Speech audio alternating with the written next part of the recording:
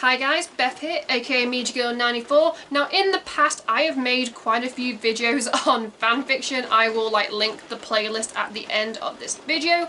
And one question that I keep getting asked over and over again is how do you write an Imagines or one-shot book? Since currently I believe on Wattpad I have at least 5 ongoing or continued Imagine books, which, oh trust me, is a lot to keep up with over the years. Apologies for the rain in the background. This is England, it's winter, it rains.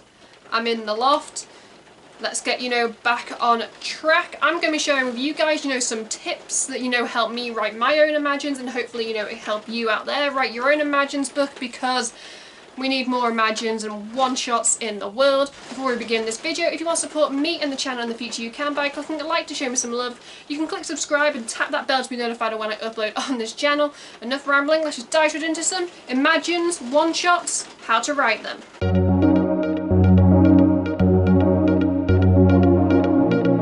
Tip number 1 is know your niche, and what I mean by this, if I had to break down my current 5 on Wattpad, I have 2 dedicated to bands, 1 dedicated to YouTubers, 1 dedicated to animes I like in general, and then my 5th one is dedicated to the anime series Fire Force because I love that shit.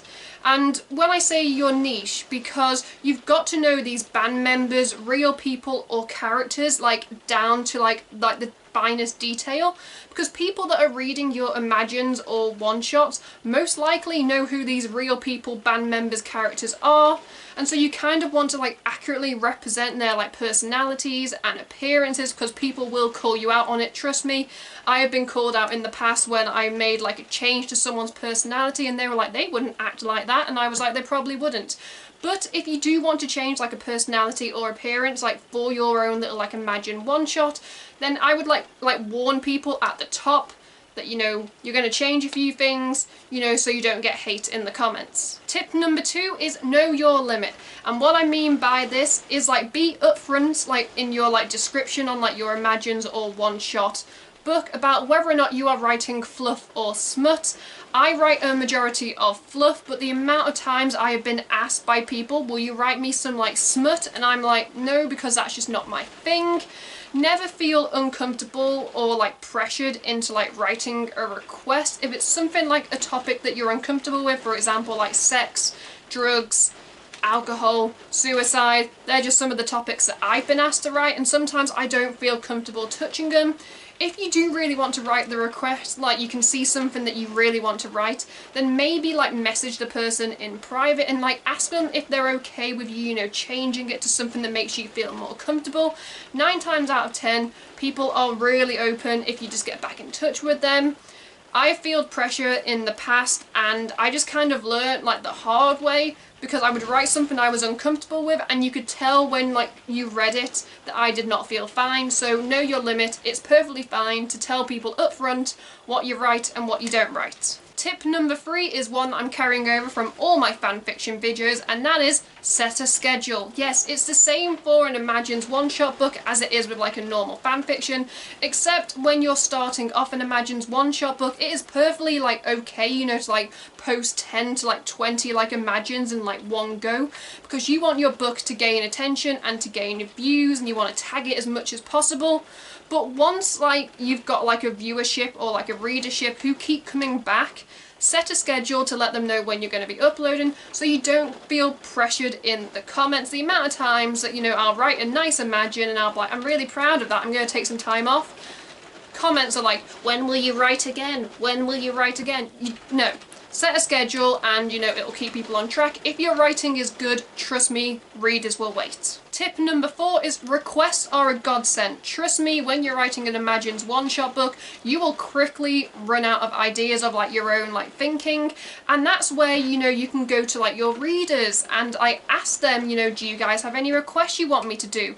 And you can do this a number of ways. I would do it either as a chapter at the start of your Imagines one-shot book where you tell people exactly what characters, or if you're doing real people, which ones you write for, and how they can send in requests, if they message you privately, or you're more than happy to take a request in the comment section. Because oh my god, if I didn't have readers like suggesting or like requesting things, I would have like ran out of ideas like so long ago. But you know, if you get so many requests through, don't feel, you know, bad if you say I'm not accepting requests, because you don't want to build them up. At one point, I believe on my first Banned Imagines book, I had like a backlog of 30 and people kept sending in requests, and I was like, I'm never going to get through this original 30. So yeah, requests are a godsend. Keep that in mind. Never be afraid to accept a request. Tip number 5 is don't be afraid of prompts. Now the internet is awash with like dialogue or like sentence prompts. My go-to place is Tumblr. I literally type in dialogue prompt into like the search box, click the most recent, and like a ton of things come up. And if you are going to use like a prompt off someone's blog, 9 times out of 10, if you actually click on their blog, it will say if they're cool with you like using it without giving them any credit. But even if they ask for like a simple, you know, if you like tag me when you write it, you know, it's kind of like a win-win situation. It's like, oh, if you plug me, you can use my prompts. Prompts, they're not bad. Trust me. Once you run out of your own ideas, once you run out of reader requests, you'll be on that Tumblr page looking at those prompts. And the 6th and final tip is simply have fun. I got back into writing Imagines when I was slowly running out of ideas for like fan fictions, but through my like Imagine like writings, especially some of my Banned Imagines, I can't really remember exactly which Imagines, but quite a few of them actually got turned into like fully fledged fan fictions on my account, because I don't know what it was, but I got like a spark when I was writing it and I was like, oh my god, this will be perfect as like a full-length fan fiction. So yeah, have fun, like make friends. And especially you'll join a community, especially if you're going for like a niche, you'll join a community of like-minded people, you know, you can have conversations. I have made so many friends online through like my fanfiction and my like Imagines over the years, and we help each other out time to time. Yeah, sure, don't let it stress you out. Have some fun. That's just my tips on how to write an Imagines book. So there we have it, guys and girls of the internet. Those were just my tips for how to write an Imagines book.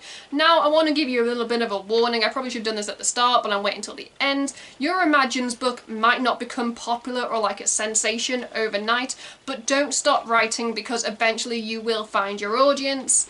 It can be disheartening when you don't get views, but even like those few readers that seem dedicated, they are worth writing for. That's all I've got to say on that. I probably should have said that at the start, but I waited until the end. Oh, in the comments, if you guys like have any like Imagines books or blogs on Tumblr, etc., then like tell me. I like checking them out. Let's just end this video. If you want to support me and the channel in the future, you can by clicking like to show me some love. You can click subscribe and tap that bell to be notified of when I upload on this channel. At the end of this video, you can check out my last 2 videos or playlist, depending on what mood I'm in when I'm editing this. Until next time, I'm Beth. Have fun writing. Goodbye.